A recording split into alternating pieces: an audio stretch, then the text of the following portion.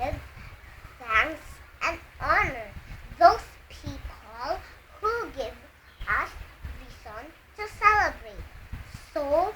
in behalf of my fellow graduates, I thank you, our dear preschool teachers, Girly Sensei, Leslie Sensei, Jude Sensei, and Anne Sensei for your time and dedication, and of course for your patience. I could see that the administrators and staff worked hard to equip us with strong foundations for learning and provided us with a very